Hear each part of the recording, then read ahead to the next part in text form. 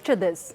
While the world is giddy for economic drama, China's out here putting on a show that even Netflix would envy. So what's the scoop? Well, buckle up because the numbers are in. While self-claimed experts are looking for those who killed the Chinese economy, it's quite clear they've been wrong. 2 months into the new year, China's economy is alive and kicking. I'm going to give you a few numbers, so bear with me. Now, large industrial firms saw their combined profits up by 10% year on year. Total retail sales are up by 5.5%, investment in manufacturing up by 9%, and foreign trade, listen to this, foreign trade in goods up by 9% too. What do the numbers tell us? The first 2 months of the year, January and February, have proven that China can do it. And once again, China is delivering, and China is showing that you can continue to execute, to have a plan, and to make it deliver results. On top of that, and here comes a new term, new quality productive forces. It's about emerging and future-oriented industries, including hydrogen power, new materials, and innovative therapeutics. It's about new growth engines such as biomanufacturing, commercial space flight, and the low-altitude economy. Don't ask me what that means. And it's also about new fields such as quantum technology and life sciences. In short, new quality productive forces. Not so hard, right? The hard part, though, is while China transitions to a new and higher quality economy, it still wants to grow at roughly the same rate, around 5% to be specific. It's like juggling in acrobatics and catch all the plates. Can we manage it?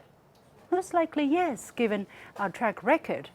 However, since last year, a so-called peak China theory has taken up lots of column inches. It means China's economy has already peaked or is peaking. Well, China has the world's highest peak. It's called Cumulama, but those peddling peak China must clearly be suffering from a lack of oxygen.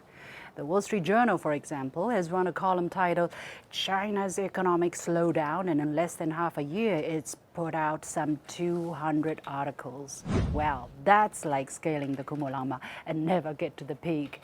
How much of it, though, is a mirage? How long will they keep trying? Some people are trying really hard.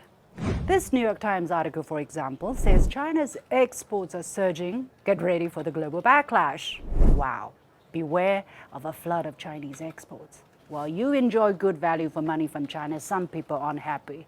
The article says China's surge in exports is putting jobs around the world in jeopardy and setting off a backlash that's gaining momentum. Pretty serious, right? It also strangely calls U.S. allies industrialized democracies, suggesting somehow their trade ties with China are putting those much-vaunted Western values at risk.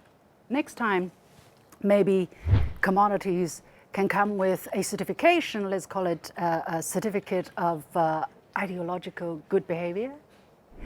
Not surprising, really. Some media have always thrived on the us versus them narrative. It's like a Hollywood blockbuster. You've got to have the good guys. Where do you find the bad guys? Well, look east. The problem is, you're only told half the story. While China's exports are rising, so are its imports. Remember I told you about China's foreign trade growing by 9%. Exports rose by 10% and imports rose by 7%. Not bad at all. But you don't hear about the last number, right? It seems that for some, foreign trade just means exports. For China, it means imports as well. China has been boosting its imports, actually, as we like to buy and experience new things as more people have more to spend. How much are we buying exactly? Well, in terms of growth rate, we've been buying more aggressively than we've been selling over the past 7 years. Hard to imagine, right? China is the world's first country, actually, to have a national import-expo called CIIE, now in its 7th year. The expo is an excellent window for foreign products and services. So far, over 2,400 global debuts have been made there. If we're not buying more, why are foreign companies coming here? How many jobs have been created around the world as a result of all that? Another flashy point in the press is about China's GDP growth target, and It's an old chestnut.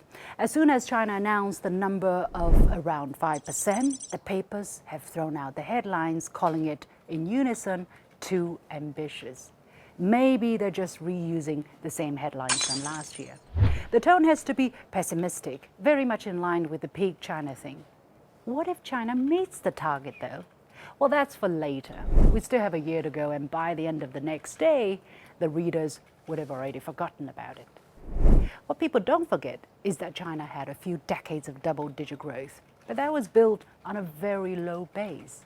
Now its economy is $18 trillion in size, a giant already. Clearly, it's not going to keep doubling. Around 5% is not bad at all, especially if you look at the growth number in your own country. And judging from the first 2 months of this year, the doomsters may be wrong again, although they'll never admit it. Lastly, in a bid to pin down China's growth prospects, some have become so creative it's almost fictional. The Economist depicts China's EVs as a meteor shower. Cover of the year. Chinese EVs are crashing into the earth, first landing in Europe maybe. Americans don't have to worry yet, as these cars are not sold there yet, but already they're viewed as a national security risk. Another national security risk, I should be accurate. Maybe this is what they mean, being crushed by a meteor shower of Chinese EVs. Wait a minute, is it science fiction or journalism? Can't tell, really. One thing I can tell is that the creative department didn't communicate with the journalists because the cover implies the opposite of what's written in the main article, which says these EVs should be welcomed because they help with the global green transition. This was 2 months ago, by the way. Now there is a new twist. U.S. Treasury Secretary Janet Yellen has just warned that China is flooding the world with cheap green energy exports, distorting global prices and production.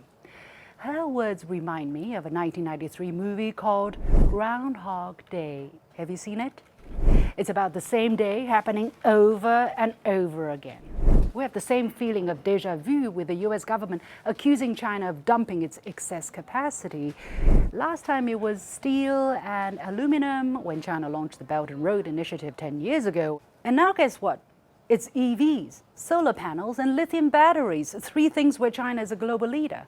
I would have bet it was coming, just like the EVs would be called a national security threat.